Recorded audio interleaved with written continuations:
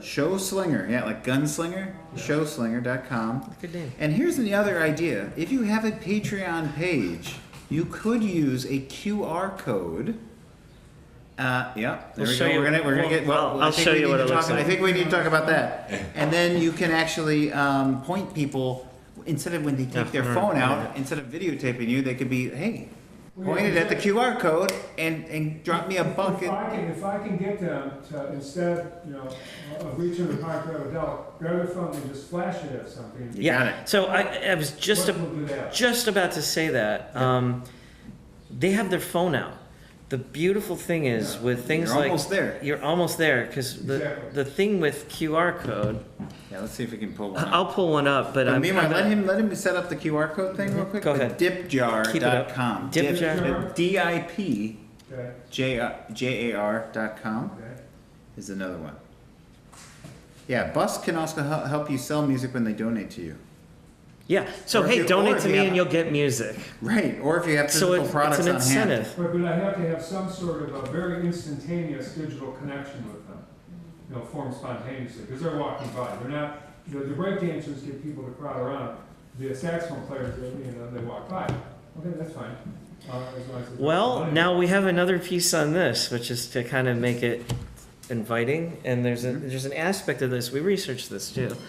And playing on the street is, of course, an art, and naturally they're good at keeping people to stick. But there's an aspect of it where we found a number of sites that talked about the right way to do it. And one of it is, surprisingly, and I don't know if you do this, you might, but if you put a cheap rug or something out so there's like a space for you, then it's like, this is your stage. And suddenly they're more inclined to want to stick around, not, okay, this is just somebody who's set up temporarily and is just going to pick up in a second. It becomes like inviting kind of thing. And there's also a question of how you arrange it naturally is important. Then behind it, if you can put up something, you could even use your case, and if you're clever about it, and put the places where they can find you, they actually would be, if they start digging what you have, to do things with their phone. Now, let me show you what a QR code looks like. I think I know what it is. Mm-hmm. Is that more of like a subconscious kind of like? Mm-hmm. There's a few other aspects, speaking of the subconscious thing. And this is something I learned from reading this one book about retail. There's a rule called the 10 and 5 foot rule. Within 10 feet, you just nod to people, so you acknowledge their presence, and that's what hooks people in to go to a counter. Within 5 feet, and it's hard to do while you're playing, but you can find a way to do it. You actually, if you didn't have an instrument in your mouth, you would talk to them. You're like, oh, hi, can I help you? Because they've broken the 5 foot rule. Now, if you're playing, then, you just nod at the people at the distance, but when they're within 5 feet, you actually face them. Yeah. And that is what draws people in. It's a magnetic aspect. Now they're committing to you. Again, this is a psychology thing. This is a QR code. You've probably seen it before. Now, you can make one for any website or anything that you want. The amazing thing is, when you're taking pictures, like you're talking, and you actually highlight a QR code, what will happen is your phone, I don't know if this one's an active one, is the thing, I used an example. The phone will actually say, oh, this is a website, do you want to go to it? Oh, cool. Really? Yes. So like I said, you already have their phone out. Oh, it's like the ID to direct them to all. Yes. With this QR code on it displayed prominently, and they're taping me and all that, and I might have a little thing, if you like, tape all you want, there's this QR code. Mm-hmm. Yep, and then the QR code can send them anywhere, including places to buy merch, buy your music, to go to your patronage, which we talked about as a monthly thing. If they really like your stuff, they'll do that. You capture it then, especially when you say, hey, I've got regular on patronage, or get a free song, tip and get a free song. Well, how much more likely are they going to be to do that once you get them like that?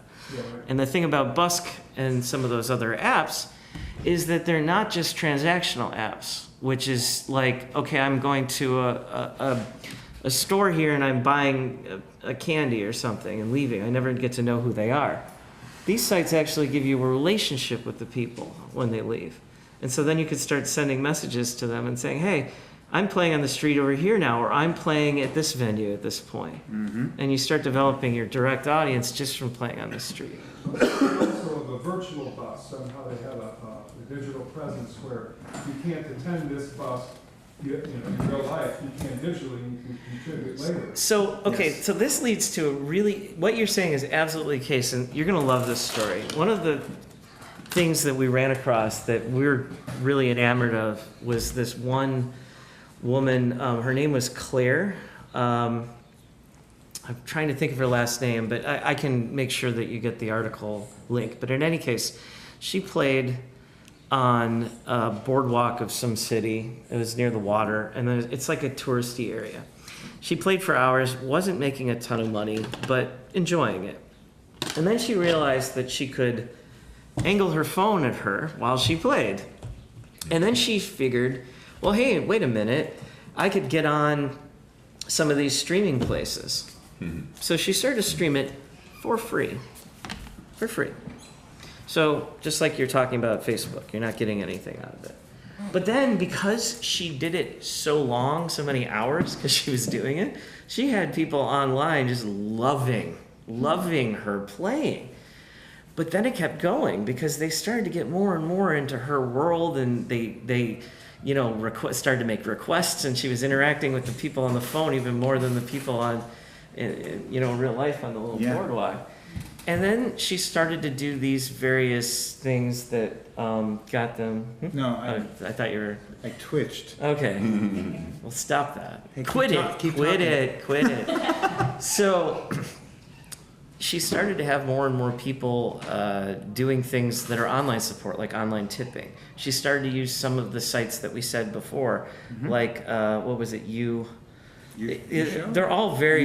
You show. There were some of them are very different than each other. Some of them have like a little currency inside of it. Others have different ways to monetize. But because she was out there and playing, that is content, and people love that, and they love it especially if you've got regular content. And then more and more they started to pay for requests. My favorite story was the one where she found on the boardwalk one of these places that would allow you to record a song and get a record for it. And it was a one-of-a-kind record. And she took requests, and one couple paid $250 to have her record one particular song. And so they got to see it, her recording it, and other people got to see it too, which is cool because it was live.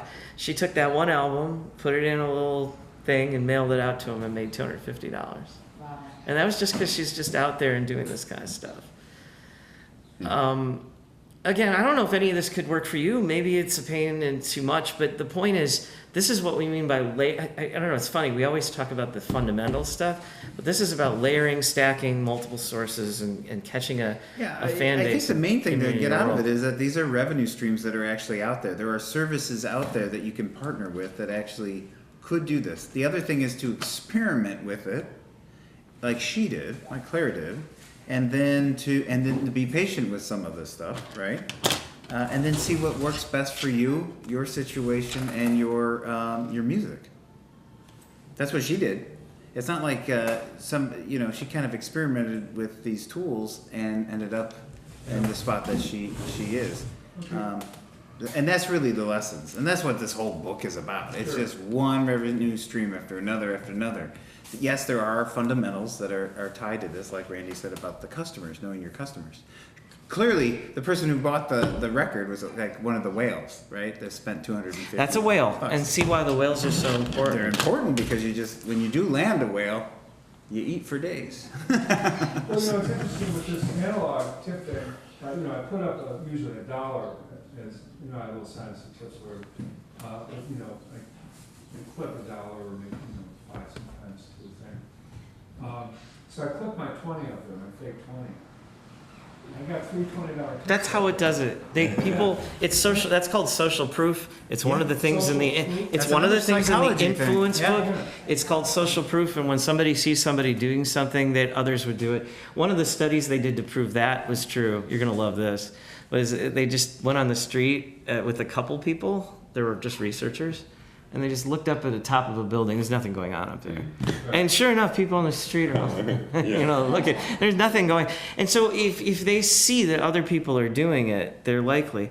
There's another clever trick with tipping that I saw, and this one's straight out of Martin Atkins. Now, Martin Atkins is one of the most brilliant music marketers I've run across. He was the drummer. Pill. Mm-hmm. Yep. Yeah. Public Image Limited. He did Pigface. He founded Pigface. He also did. He was the drummer in Head Like a Hole, 9 Inch Nails. Yeah. So he's just great. He's out of Chicago. If you ever come out there, you got to meet the guy. But he put in this thing in the tip jar and he seeded it. That's called seeding the tip jar. So he seeded the tip jar with some high bills, and then it says only sexy people tip. That's what it said on it, which was like this, tease that sexy people tip, And but I'll give you another one. You can do one of these things where you have 2 tip jars, 2 cups, and you actually have a question. Oh, that's an awesome and one. You say, well, which one do you prefer? Do you prefer X or Y? So you guys got to come up with a question. It could be a musician. It could be something, Democrats, Republicans, or whatever. And then you see both of those tip jars, and that actually is like, oh no, I'm gonna put it in that tip jar, and that has actually been shown to actually elicit more tips as well. Pardon? Terrifying. What did you say? Terrifying. Terrifying. That's what I thought you Terrifying said. is what he said. Definitely. Terrifying. Terrifying. That's what I thought you said. And Yeah. I was like, wait, I So, didn't mention in it. other words, you're signing your tip jar, like you got one over here, it's sort of like Yeah. a question at each one? Or put them close together, like this, where you have 2. Okay. And then one is the answer for yes, and one's the answer for no, or one's the answer for what's your favorite sports teams, so the Yankees or the Yeah, you've got we're Red coming down to a Sox. World Cup, and that people would vote on that. We are completely game. I have a list. I'll get through this list that you'll like this list. It's 13 qualities a music business should have to compete with free, which is, I know, one of your favorite topics. to compete with free. So we all know, like you guys have already said this, that it's like, well, our music is just being thrown on Facebook and it's free, and it's always free, and it's always free. So how do you compete with that? How do you? And not only that, how do you compete with the fact that there's a lot of free other stuff out there? Yeah. Yeah. And there are ways to do it. There's real ways. And this is another thing we researched. And it started from one blog article we found, but then we kept expanding it as we usually do. We kept finding other things and other people who do it. Here's the list, 13. Number 1, live experiences cannot be stolen, pirated, you can certainly do it for less, but it is something happening live and now, and there's something about it that's distinct from everything else. There's a lot to it, of course. We speak to a lot of digital musicians, people who just record. So they, like you guys who play live, are like, yeah, I get it. But that's kind of an eye opener for some of the ones who just record music and put it out there on the web. It's like, where's your live experience? Where's your time and space? But let's amp this up a little bit too, though. Broaden it, because it's actually not live shows that we said. It's live experiences. Right. So a show is one thing, but you can add actually quite a bit to it. One of the things we can recommend. I don't recommend too many things like offhand. Like we'll usually give you a bunch of links like we do. There's one in particular. It's about live shows that just blew our mind and continuously blows our mind every time we see it. Tom Jackson Productions is the website. Are you familiar with Tom Jackson's work? Yeah. Yeah. Anybody who is gonna nod and say yeah. He talks about the language, the physical language of the show, and talks about the fact that. I guess I could say it best like this.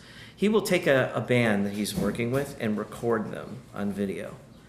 And then he will play back the video, fast forward it to some random place, mute the sound, turn it around and say, which song is this? Which song are you playing right now? And if they cannot answer the question, they have not made the songs look different, even though they sound different.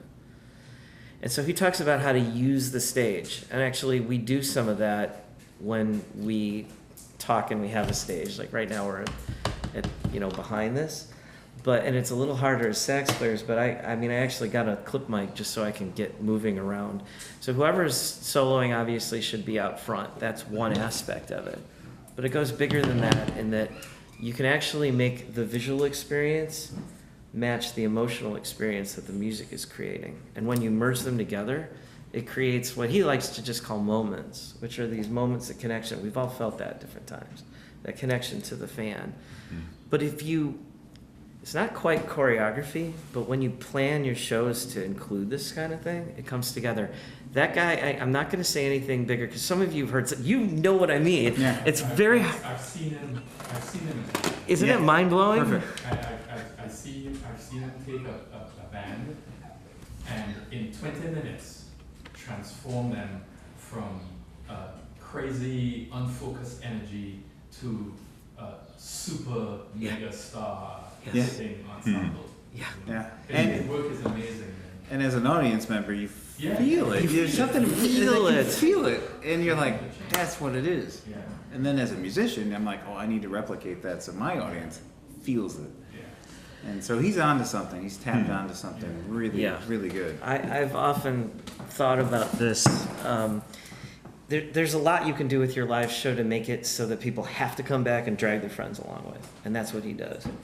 Here's trying to get through the rest of the list as quickly as possible. That's right. When you make a show, people are actually in their entertainment looking for actually both. This is really seems paradoxical. They're looking for both certainty and uncertainty. They kind of know what they're going to get, but they want to be surprised as well. You get too much certainty, it's boring. Too much uncertainty, it's chaos. But you blend the right kind of thing that they know they're going to be surprised, and it comes together. In Chicago, Blue Man Group's been running for a long time, and they do actually a good job of blending the two. And if you're thinking of the show elements, not just the songs, not just the music, but the experience, you can blend that in. That is what makes people open their wallets. Connections, this is number 3, it's pretty big.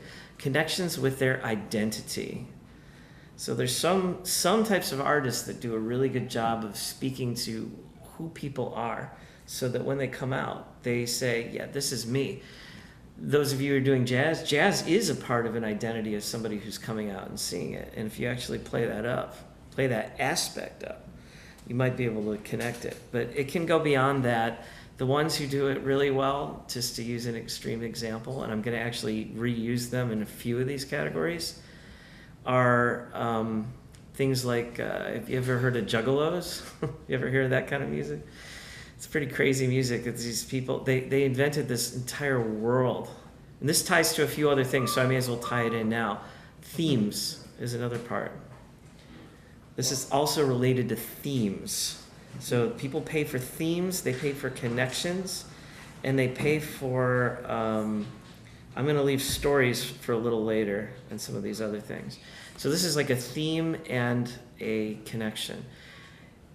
The fans are derided throughout everything because these guys dress in clown makeup, not just the bands, but the audiences.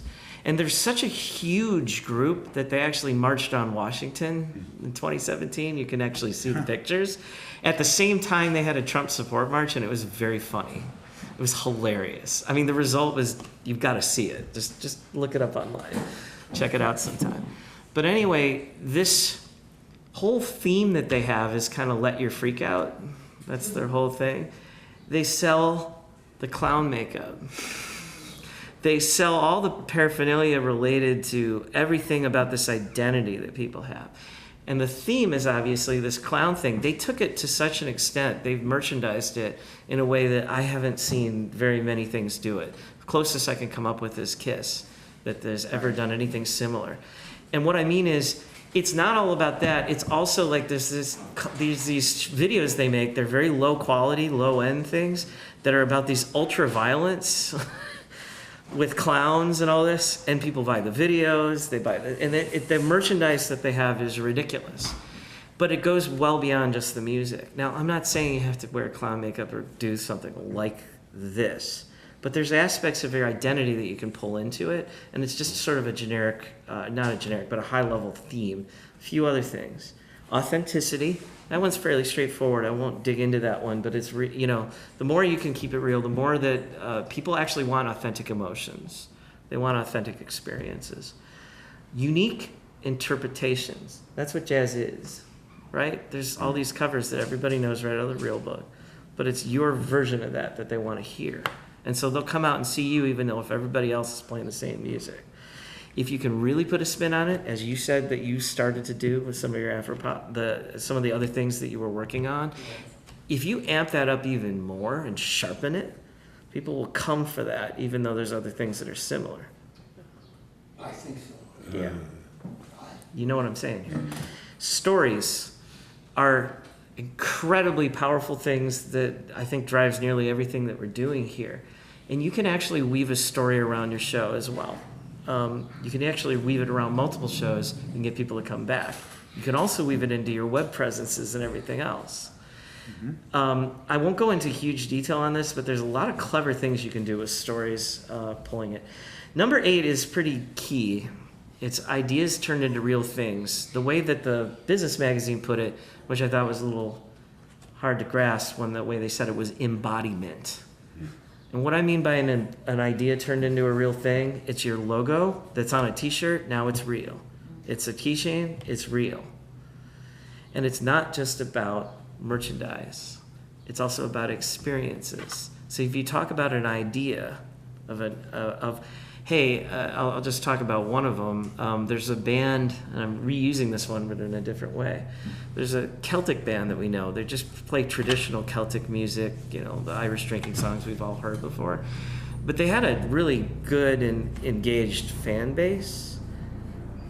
And after that fan base got into it, they actually toured Ireland. They said, we're going on an Ireland tour. You want to come along with us? You'll have to pay this much, but you can tour Ireland with me. They paid for it. And they paid for it because it's a real experience that was kind of came in. That's yet another way also to make money from your fans. They just want to hang out with you. Another idea for this was a cruise. There's artists I know that did really well. They performed regularly on the cruise. But we're going to do this big cruise. They actually not only captured money on the front end of that, but on the back end of that, tips. Everything else came the other side of it. Personalized or customized products. What is a personalized product? We just talked about one.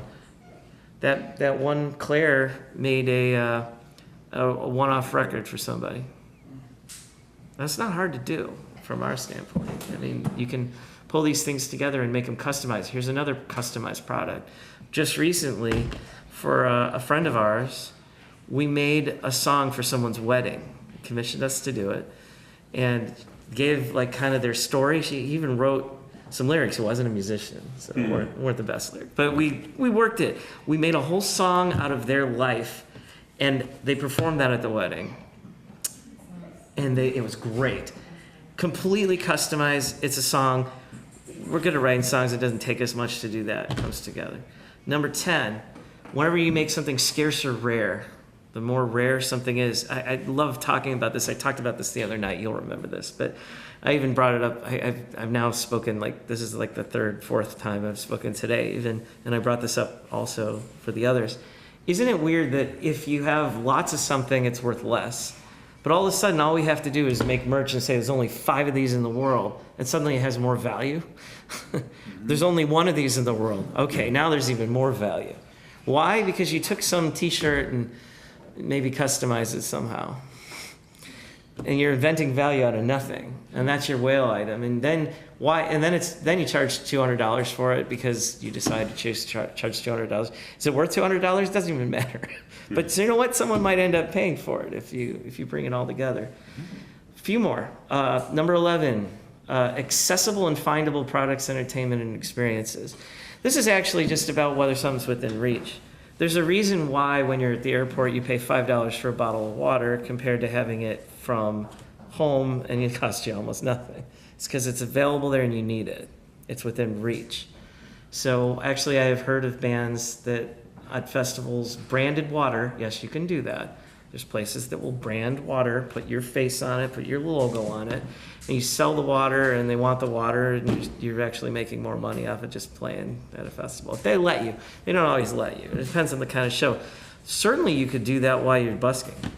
Right. and just leave out, just say, hey, throw in $5. Here's the branded water, and you know what? People will pay $5 just to get the water because they're hot and they're in the subway. They want it. Number 12, consistently released entertainment. We talked about this.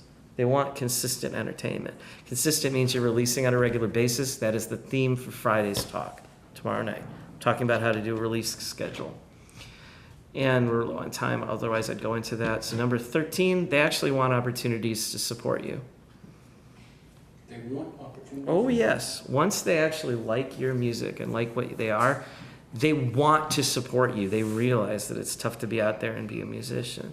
But if you're giving them something they like, once you say, okay, here's my Patreon page, you can pay me $10 a month, some people will be glad to do it if they like and they're into what you're doing. Especially taking the other 12 items that we just talked about. If you blend it right, you're actually creating more of a relationship and you can actually make it happen. But if you don't give them the opportunity, you're never going to capture that.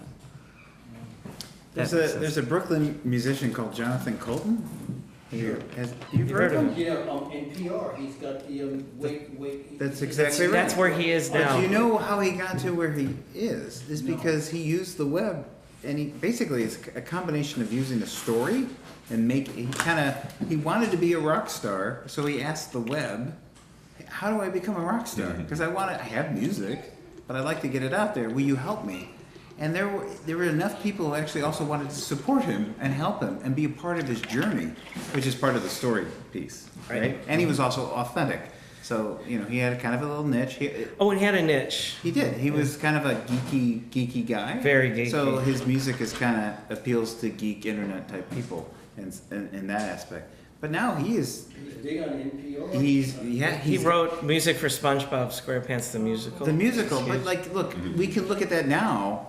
And you can go, oh my God, how did he get to that point? But when we wrote the Indie Band Survival Guide, which is 11 years ago, really, when we were writing it, we were talking to him, and he did not do music for SpongeBob. He hadn't really done did he just do the Portal music on the video he had game? not done it yet. He had not done that. His biggest thing was he couldn't believe that he had people in Seattle who would book and find him a venue to play at, that if he would just show up, then they would handle all of the gigs for him. And in fact, they came back and said you could play at this venue. They got multiple venues. And guess what? Guess what their finder's fee for that was? What kind of cut they took out of his fee? $0. Zero, nothing. They just wanted him to play. They were thrilled to have him come out. They wanted an opportunity to support him, and they wanted to hear him live in Seattle. What place is this? What place is this? What venue is this? Yeah. Oh, well, the venue's still. Fans are these? It's the fans. The fans that got the venue. The fans did all the they work acted to as book him. Right. Jonathan Colton. Yeah. He's got quite an interesting history, and actually, there's a lot of lessons to be gained from his story. But I think it's very important that if you look at what his story is now, he may seem like, oh, geez, he's he's doing music for SpongeBob. He's done. He's toured. Yeah, he did music for video some games. big band or whatever. Oh yeah. He's done. You may toured look at it They now Might Be Giants. and you might dismiss it, but I guarantee, 11 years ago, we've been as we've been writing our books and writing about this stuff, he's been just systematically knocking them down and building up on his fan base and coming up with clever ideas and trying a lot of these things. And he just kept at it. By the way, he just kept working. I think the first time we met him in Brooklyn, he said, "Hey, meet me at this coffee shop." Yeah. And we go to the coffee shop and we asked him "What's your day like?" And he goes, "Actually, I am here at this coffee shop and I spend 4.5 hours writing my fans."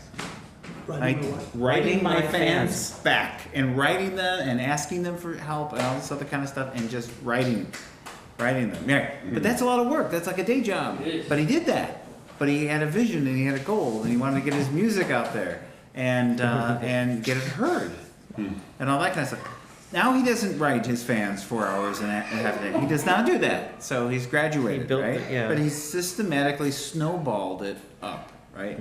And so as much as we've been writing this music, he's kind of come along on the journey and we've just been following all the wonderful We stuff. keep that he's writing done. about his ideas. He actually has oh. done the boat cruise. He did the boat cruise. Like he's That got did very enough well of for a him. fan base. What's the deal with the boat cruise logistically? You're talking about piggybacking on an existing cruise You line. talk to a cruise So you're line. renting a certain They number- love you're renting having. a certain number of room rentals, and you're renting a performance space for a guaranteed Yep. period. Yeah. And you're creating events. You nailed it. You have to talk to the cruise lines. They all have different You gotta arrangements. walk the situation. Yeah. But you need a certain fan base to get to that point, right? But then when you have it, But they he want turned it to. on. Original. They want to Try hang it. out with you. They do. But that's it, At yeah. that point. So. Definitely. Yeah, I'm looking at the time, and there's only 15 minutes. But to there's jam. something Mm-hmm. huge, with all the advice you give is, actually you can't copy somebody, right?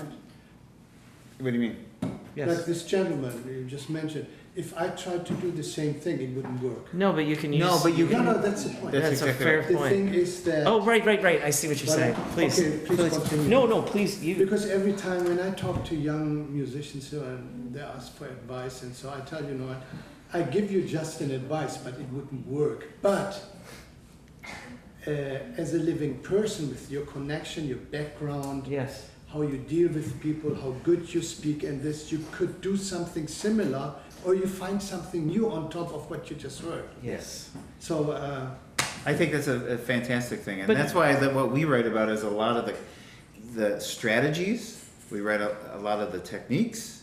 We do a lot of the research for musicians, so it's a one-stop shop. You can read about this stuff.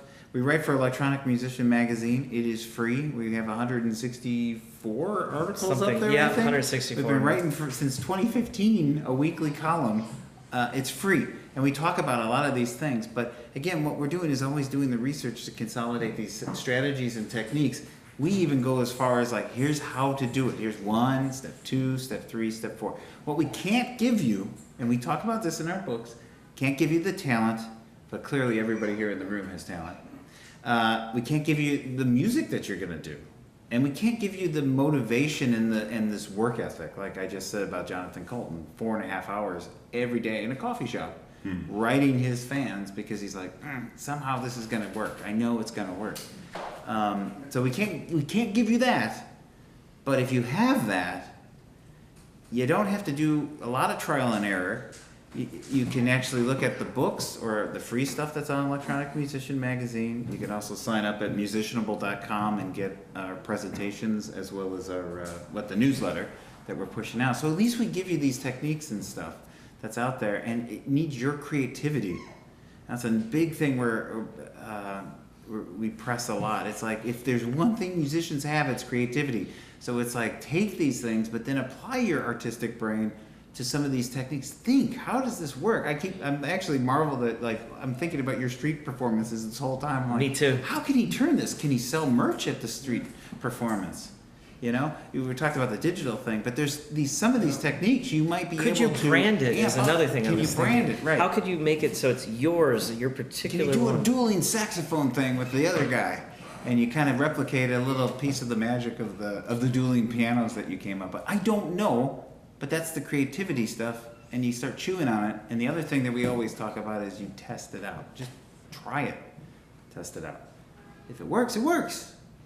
If it works, actually, then go with it and amplify it. is But another don't thing. invest. You know, But do little bets, is little what they bets. say. You have to. It has to be something that's. If you're gonna, I just talked to a student at SAE. That is where I was right before here, and he's like, I've got my family said they'd give me $8,000 to $10,000 to promote my work, and I'm like, okay, but you don't. I mean, you actually don't want it. In fact, actually, most of the time when I promote something, I do it for free. I actually find places that don't have any barriers at all, and then just try and get promoted. We talked about that the other night. You might remember the sailing thing. I talked about that a little bit. Are we over time? How are we no, doing? we are good. 2-3 minutes more. 2-3 minutes. So hopefully that piece is a key thing. So you should try some of these things. Make little bets. Don't go and overinvest like the students' parents are ready to go do. It's like try it out. If it works, or it sparks something that you angle it slightly different and it pops, go with it. Lean into it, and then boost it. That's what we're trying to. That's say. another concept that we found similar to most successful artists is that they all Once they found out where it works, this is also true of that the video game industry I talked about, who lives on metrics. Once they find something that worked, that's what they invested in, and that They wide. focus on that. And then they got rid of the things that didn't. They just dumped it because they don't have the time, energy, money, etc. There's a big part of this that's that cycle where you're testing. Claire didn't happen on this whole audience thing. She just said, "Look at this." Yeah. Just start live streaming her, Yeah, live her stream it. busking. Right. So that's good. Good, so, what did we learn tonight from these two gentlemen? I just have a quick question. Yeah, yeah. What's the number two quality to compete with for your Certainty and uncertainty. I can list them really quickly. Live experiences, we talked about that. Certainty and uncertainty, connections with their identity, authenticity, unique interpretations, stories, themes, ideas turned into real things or embodiment, personalized or customized products or events, rare products or experiences or scarcity, accessible and findable products, entertainment, and experiences. It's about the accessible part. That's the key. It's within arm's reach. Consistently released entertainment and engagement. Actually, the second part is what Jonathan Colton did when he answered people's engagement. 13, opportunities to support you. Here's the thing. Let's help you out. So there is a way to actually make a CD for $0. Physical CDs. Physical CDs. You, as a street, if you're on the street and you want to get some merchandise going, you could put out CDs. Now it becomes a question of like cash. Oh, wow. It's like people have less cash on their on hand, so do they really have CDs to actually put in? But there's other things you can do. Customized USB drives, right? Yeah, those are great. My shows. Pardon? So I sell in my shows, my merchandise. I sell USB drives that have both MP3 and WAV files. Of Yeah. like, That's what I would tend to 3 do or 4 or nowadays. 5. Rather than CDs. Oh, yes. A lot My easier to CDs, carry. and I say, buy one of these for $20, and you. That's exactly 20, right. and they're probably more likely to spend $20 on something like that. Music in there, and so. Because they can use it people like after. that. They do. There's also a service that is called Kunaki.com. It's a CD. Spell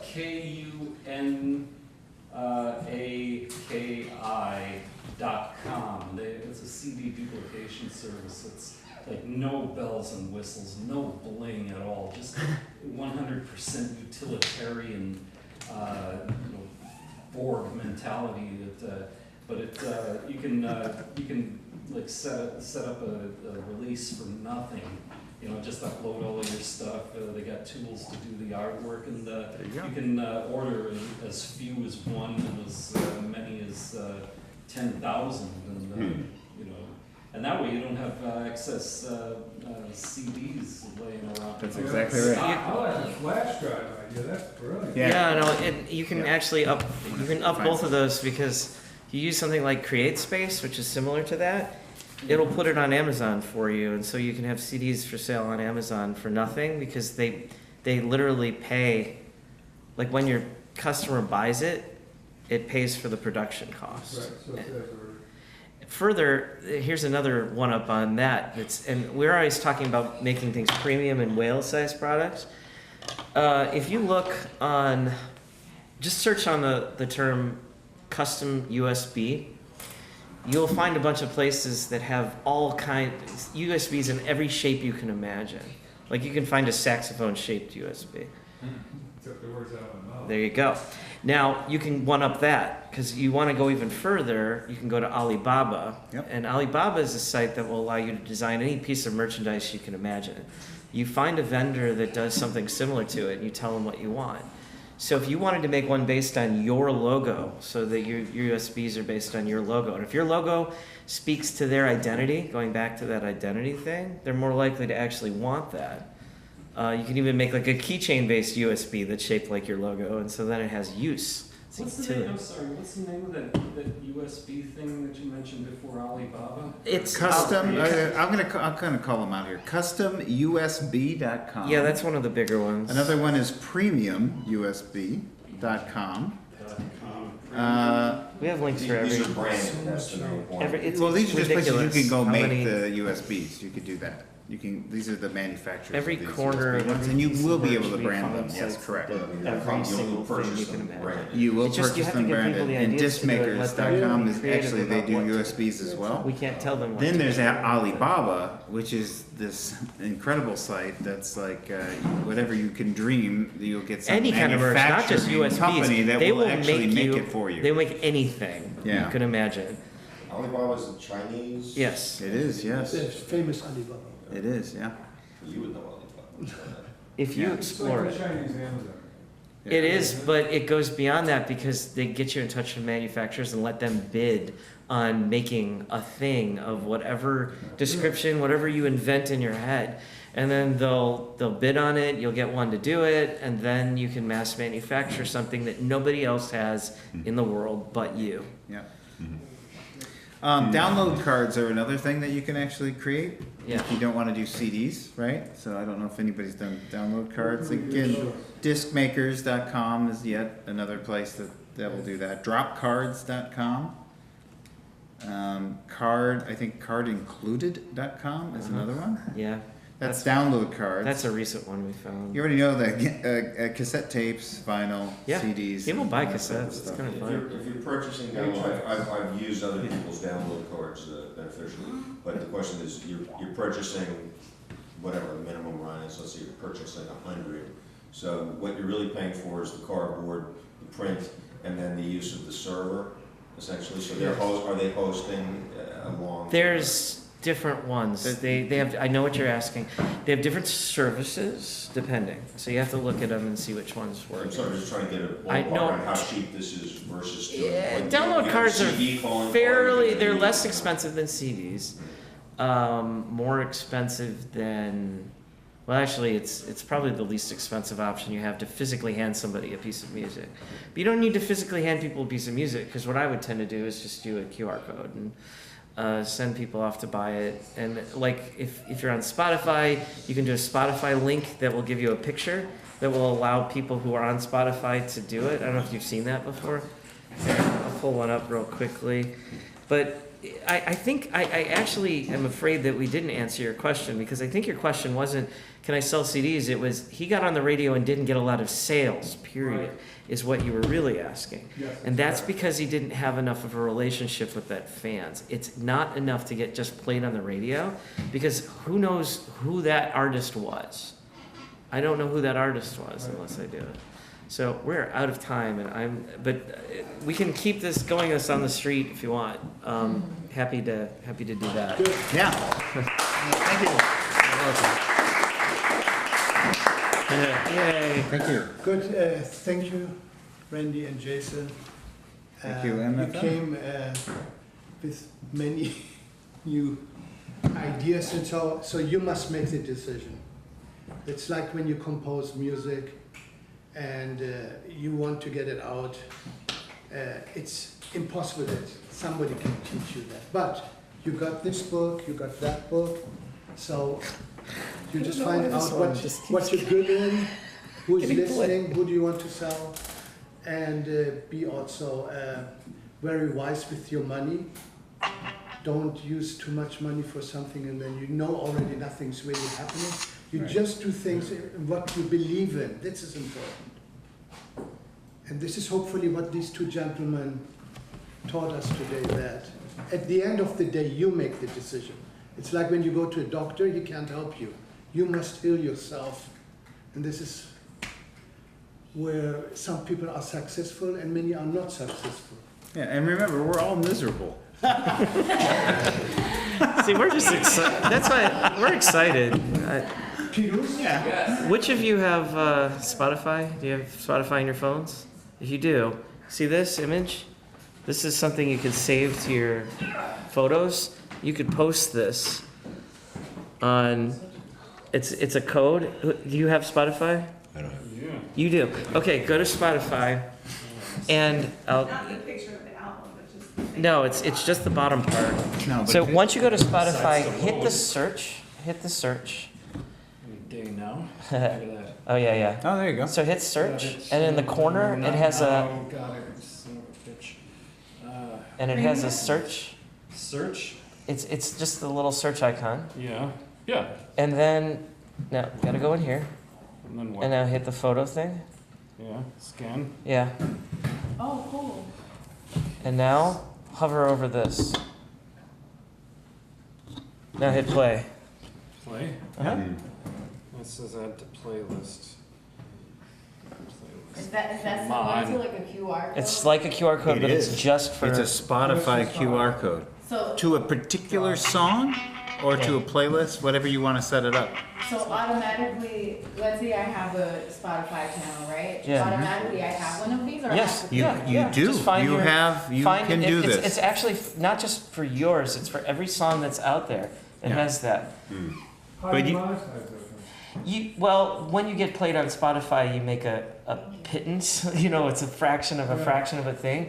But the point is, once you make them into a follower, when you release music on a regular basis, they'll keep checking you out. So this is to get a fan, not to get a dollar. Yes. Well, it's actually both. Yeah, it makes you some Well, not dollars. immediate dollar. It's actually not an immediate dollar, I right? wouldn't do What that. is that called, the QR code for Spotify? It's just called a Spotify code. They just call it a Spotify code, yeah. But it is Can I see, something. Is That's it yours, right? different in appearance from Huh? any other QR code or? Yes. That's right. Yeah, it's a little bit. Looks like a waveform. This is what it looks like. Ah, cute. All right, nice. Okay, so now it's time to say really goodbye. Okay, thank you again. Thanks, everybody. Very much. And thank you. This is to- only available in September. I'm sorry. Yeah, Have PDFs out yet, or?